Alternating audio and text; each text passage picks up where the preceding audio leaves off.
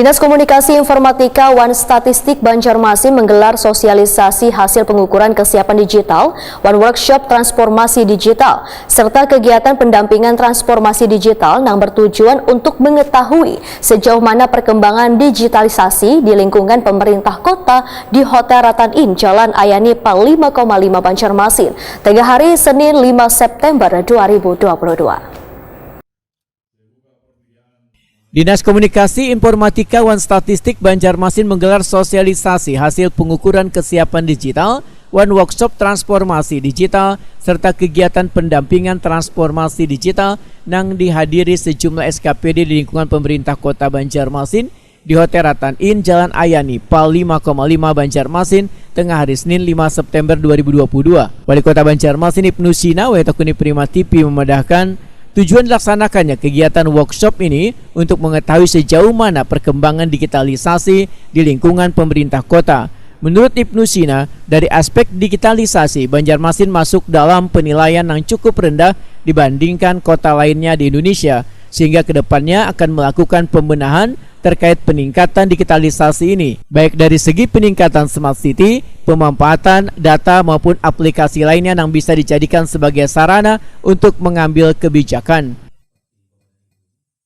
Ini workshop terkait dengan penilaian atau mengukur sejauh mana transformasi digital di Banjarmasin bersama dengan STI ITB, dan hari ini kita mendengarkan hasilnya dan sampelnya juga cukup banyak, 1.700. Jadi sekilas saya sudah dapat informasi terkait dengan nilainya. Jadi 4 aspek penilaian itu rata-rata average-nya jadinya sekitar 54, sekian.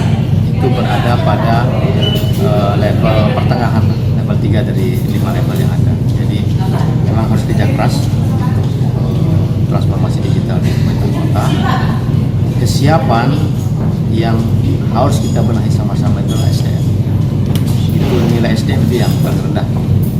Nah, makanya diharapkan di pimpinan SKPD, pengambil kebijakan, mempelajari nanti hasil keseluruhan pada aspek mana yang harus diperbaiki, lalu kemudian